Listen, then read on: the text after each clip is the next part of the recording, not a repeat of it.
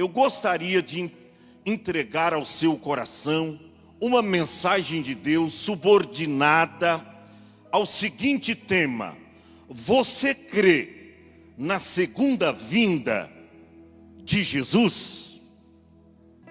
Infelizmente, eu tenho percebido que esse tipo de assunto da vinda de Jesus tem sido esquecido pelos pregadores.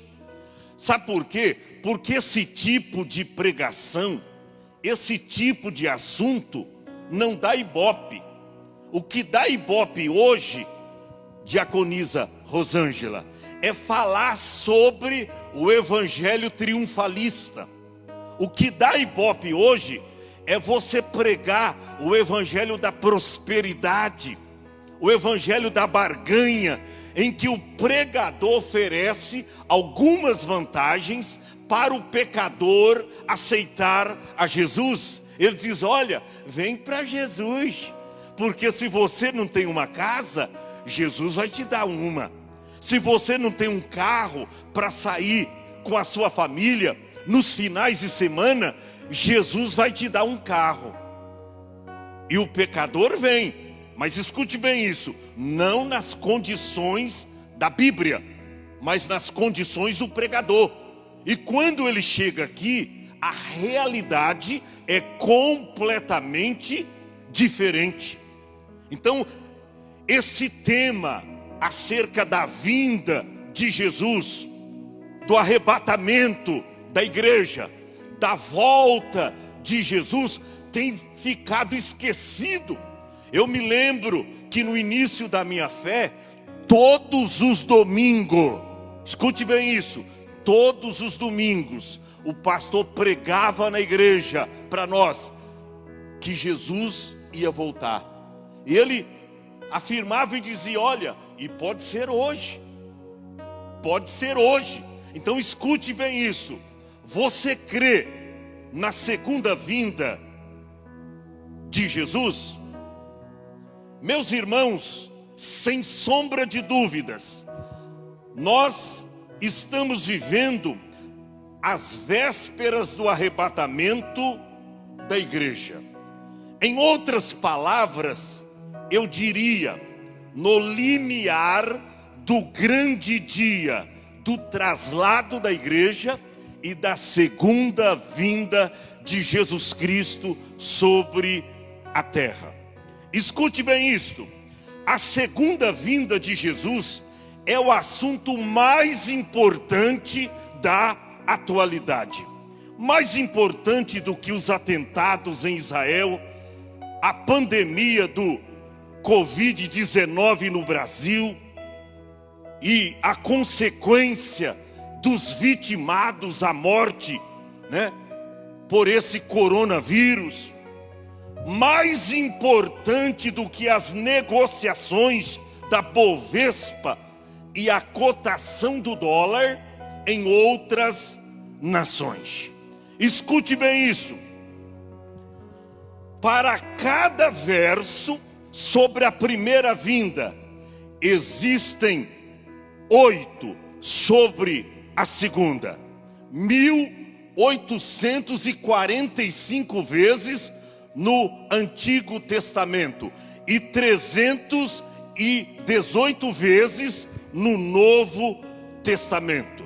Escute bem isso: recentemente foi feita uma pesquisa nos Estados Unidos sobre a volta de Cristo Jesus, e o resultado foi 39% afirmaram estar preparado para esse grande momento.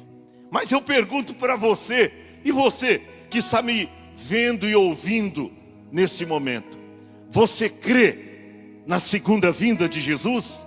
Você crê no arrebatamento da igreja? Ou você está esperando que você vai viver todo o tempo aqui na terra? Olha para cá, de Deus nós temos uma promessa em Cristo Jesus. Em João 14, versículo 1, Jesus disse: não se turbe o vosso coração, credes em Deus, credes também em mim. Na casa de meu pai há muitas moradas, e se não fosse assim, eu vou-lo teria dito: vou preparar-vos lugar. E se eu for e vos preparar lugar, virei outra vez, disse Jesus, e vos levarei para mim mesmo, para que onde eu estiver, estejais vós também. Aí um discípulo mal informado disse: Senhor, mas a gente não sabe para onde o Senhor vai. Como é que nós vamos saber o caminho? Jesus expressa em João 14,6: eu sou o caminho, a verdade e a vida. Ninguém vem ao Pai senão por mim. É só Jesus que pode te levar para o céu. Mas a primeira coisa que você precisa fazer é aceitar a Jesus como teu único e suficiente Salvador. Será que você crê na segunda vinda de Jesus? Escute bem isto. Paulo escreveu aos Romanos capítulo 13, versículo de número 11, Paulo diz: e isto digo, conhecendo o tempo, que já é hora de despertarmos do sono, porque a nossa salvação está agora mais próxima de nós do que como antes nós aceitamos a fé. Ele diz: a noite é passada, o dia é chegado, aleluia, está se aproximando. Isso que está acontecendo no mundo são sinais que evidenciam que Jesus está às portas. A noite é passada, o dia é chegado. Rejeitemos, pois, as obras das trevas e vistamo-nos das armas da luz. Eu gostaria de mostrar para vocês aqui, dentro da palavra de Deus, as 3 alertas relacionadas à vinda de Jesus. 3 alertas relacionadas à vinda de Jesus. A primeira: olhai para cima. Versículo de número 28. Olha o que Jesus disse: quando estas coisas começarem a acontecer. Deixa eu abrir um parênteses aqui. Quando estas coisas, quais? Quais coisas? Está no contexto da palavra. A partir do verso de número 25. Jesus dizendo: então haverá sinais no sol, e na lua, e nas estrelas, e na terra, aflição das nações. Irmãos, esta pandemia aí está deixando todo mundo aflito, todo mundo em pânico. Olha os sinais que antecedem a vinda de Jesus. Ele diz: então haverá sinal no sol, na lua, nas estrelas e na terra, aflição das nações e perplexidade do bramido do mar e das ondas, homens desmaiando de terror na expectação das coisas que sobrevirão ao mundo, porquanto os poderes do céu, disse Jesus, serão abalados. Mas o verso 27 diz: então verão vir o Filho do Homem numa nuvem, com grande poder e glória. Oh, meu querido irmão que está me vendo através desta live, a qualquer momento Jesus aparecerá nas nuvens, aleluia. E nós que somos dele na sua vinda, a Bíblia diz que os mortos ressuscitarão primeiro. Depois nós, os que ficarmos vivos para a vinda do Senhor, seremos arrebatados no abrir e fechar de olhos. E Paulo conclui esse assunto dizendo: e assim estaremos sempre com o Senhor. Aleluia! Jesus vai voltar. E a primeira alerta que ele deixou para mim, como igreja, a primeira alerta que Jesus deixou para você foi essa: ó, quando estas coisas começarem a acontecer, está aí no versículo 28, ele diz: olhai para cima. Se aproxima um pouco a câmera. Você está olhando para quem? Para quem você está olhando? Ah, pastor, eu estou olhando para os problemas. Eu estou olhando para a vida do meu irmão. Porque tem gente que ao invés de olhar para a sua própria vida, ele fica colecionando defeito na vida alheia. Irmão, quero te dar um conselho pastoral. Quero te dar um conselho da parte de Deus. Pare de olhar para a vida alheia. Pare de colecionar defeito na vida alheia. Tem gente aí fora agora querendo ser um expert em assuntos políticos, em assunto de igreja, em assunto pastoral, em assunto de Bíblia. Irmão, fique no teu lugar. Deus levantou homens para estar na frente da igreja, mas tem gente que está querendo entender de tudo. E aí começa a colecionar defeito, começa a falar mal de pastor. Você não foi chamado para isso. Fique no lugar em que Deus te colocou. Para quem você está olhando? Jesus disse: ó, quando estas coisas começarem a acontecer, primeiro sinal, ele diz: olhai para cima. Olhai para cima. Olha o que diz a Bíblia, Provérbios 15, 24. Está escrito: para o entendido, o caminho da vida é para cima, para que se desvie do inferno que está embaixo. Por que nós temos que olhar para cima? Porque para o entendido, o caminho da vida é para cima. Paulo diz: ó, nós não temos aqui cidade permanente, mas nós buscamos a futura. Paulo escreveu à igreja de Corinto que se nós esperarmos de Cristo, tão somente nesta vida, somos os mais miseráveis dentre todos os homens. Oh, irmãos, nós não temos aqui cidade permanente, nós buscamos a futura. Hebreus 4:11 está escrito: portanto ainda resta um repouso para o povo de Deus. Aleluia! Para quem você está olhando? Você que está me vendo e ouvindo nesta live aqui, para quem você está olhando? Jesus, nesse contexto do fim do mundo, porque isso é apenas o começo.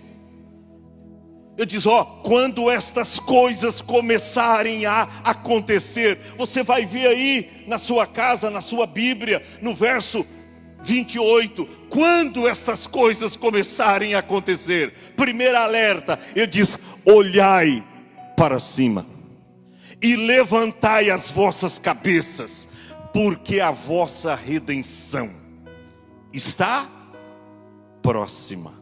Está chegando o grande dia, aleluia, está chegando o grande dia do traslado da igreja. Já não está tendo mais espaço para a igreja aqui, até porque a igreja não é daqui. Jesus disse: ó, não são do mundo, como também eu não sou do mundo, aleluia.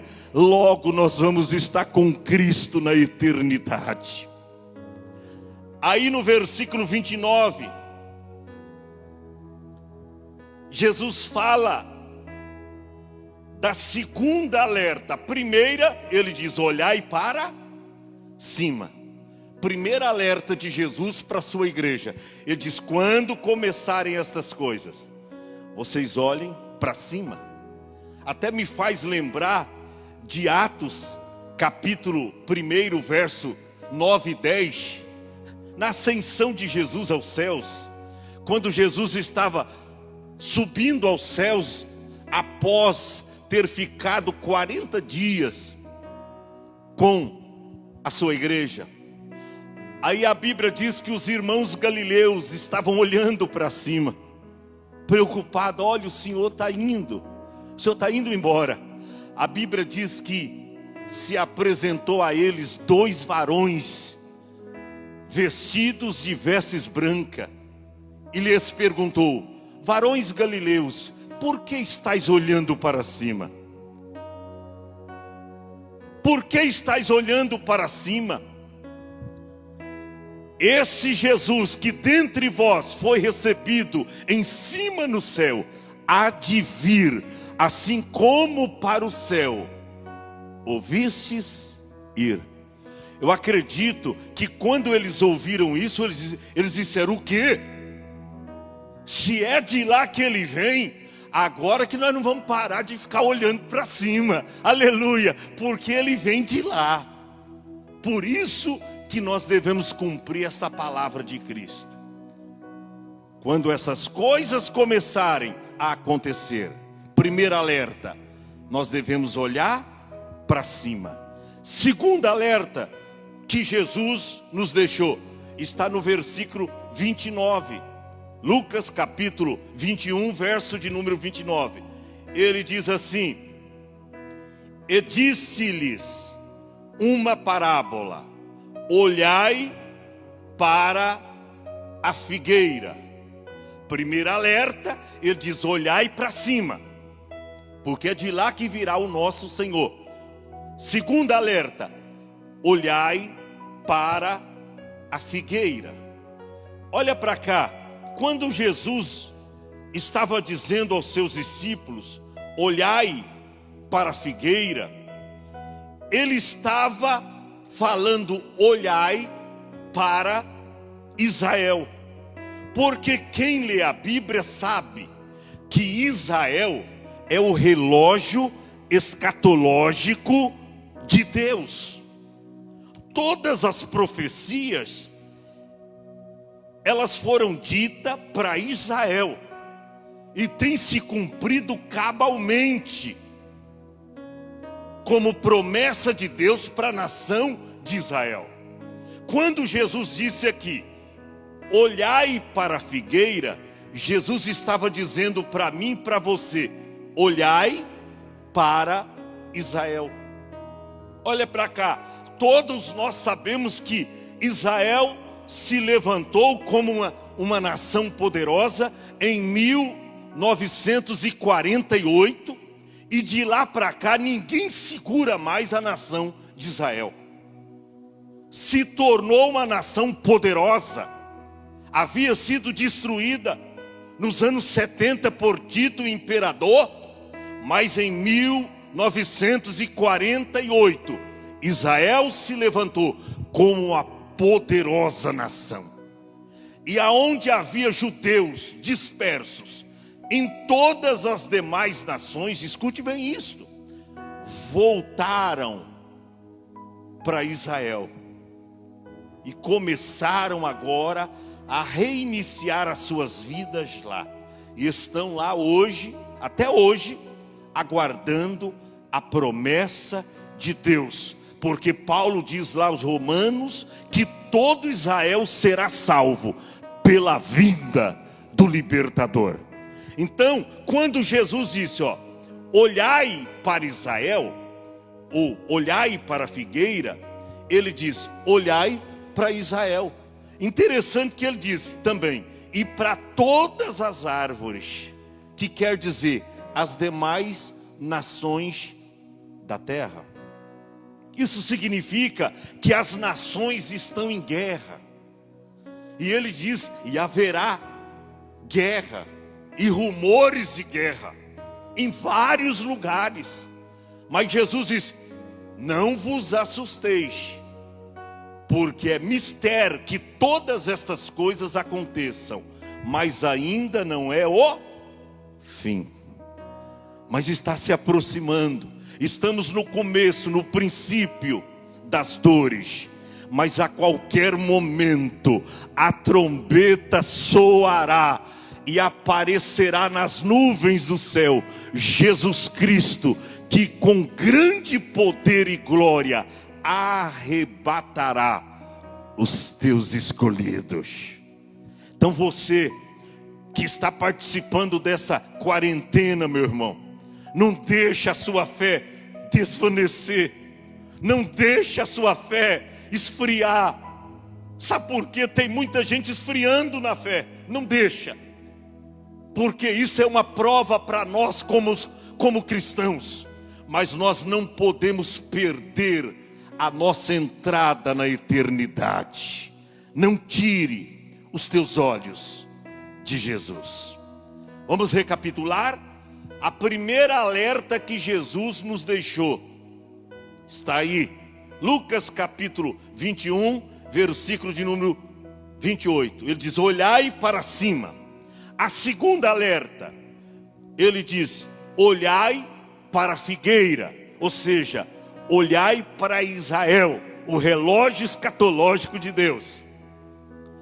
E a terceira e última alerta, e eu quero depois finalizar minha palavra aqui, não saia daí, você que está vendo essa live. A terceira alerta, ele diz: olhai por vós.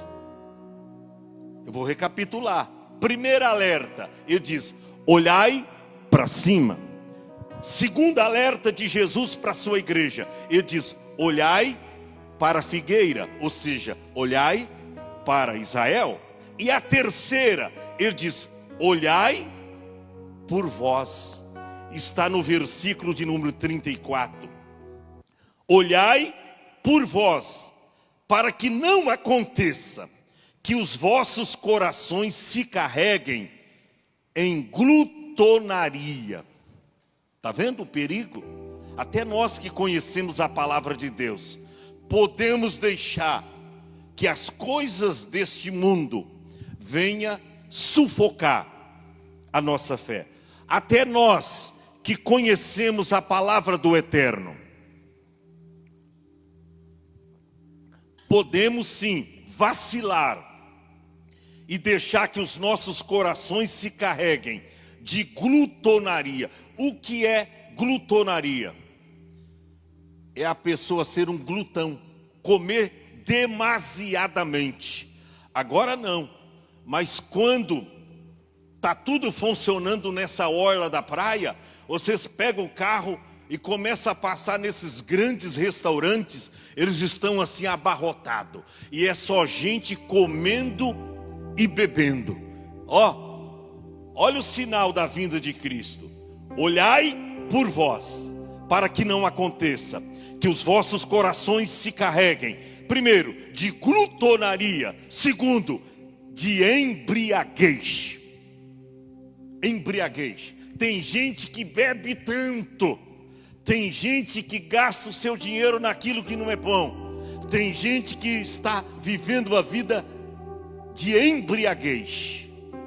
Mas a Bíblia diz: não faça isso. Não deixa que os vossos corações se carreguem de glutonaria, de embriaguez e dos cuidados da vida. Por que Jesus disse dos cuidados da vida? Porque a vida aqui é susceptível, a vida é passageira. Olha para cá, você que me vê através dessa live, a vida é breve, aleluia, a vida é breve. Jesus está voltando para arrebatar a sua igreja. Então não deixe que os cuidados desta vida venham sufocar a sua fé. E ele diz: e não venha sobre vós de improviso aquele dia. E ele fecha as cortinas deste ensinamento no versículo 35 e 36. Porque virá como um laço sobre todos os habitantes de toda a face da terra. Olha o conselho que Jesus nos deixa: vigiai, pois, em todo tempo, orando. Nós temos que orar, a igreja do Senhor. Você que me vê agora através dessa live, ore com a sua família. Não fica aí, é uma oportunidade. Agora muitos não estão trabalhando. Eu pergunto, será que você tem esta semana ou esses dias convidado a sua família, dobrado os seus joelhos, e você tem orado a Deus? Ou só está assistindo, vendo as reportagens, o que a mídia está propagando? Vai morrer tantas pessoas com coronavírus e não sei, e você está aí com medo, ao invés de orar ao teu Deus. A Bíblia diz, vigiai, pois, em todo tempo, orando, para que sejais ávidos por dignos de evitar todas estas coisas que hão de acontecer, e a principal delas, e de estar em pé, diante do Filho do Homem. As 3 alertas de Jesus para a sua igreja. Primeira, olhai para cima. Segunda, olhai para a figueira, ou seja, olhai para Israel, o relógio escatológico de Deus. E a terceira alerta, olhai por vós. Deixa de ficar olhando para a vida alheia, deixa de ficar olhando para as pessoas. Olhe para você mesmo e faça cumprir a palavra de Deus. Sabe por quê? Porque ele diz, para que aquele dia não lhe pegue de improviso, de surpresa. Por isso que eu estou inserido na epístola de João, o conselho do apóstolo João. Olha o que ele diz, 1 João capítulo 2, versículo de número 28. João escreveu dizendo, e agora, filhinhos, maravilha, e agora, filhinhos, permanecei nele. Nele quem? Em Jesus. Permanecei nele, para que quando ele se manifestar, tenhamos confiança e não sejamos confundidos por ele na sua vinda. Quantos serão confundidos na vinda de Cristo? Mas eu vou subir porque eu sou crente, eu sou pentecostal, eu faço isso, eu faço aquilo. Mas eu pergunto para você, você já nasceu de novo?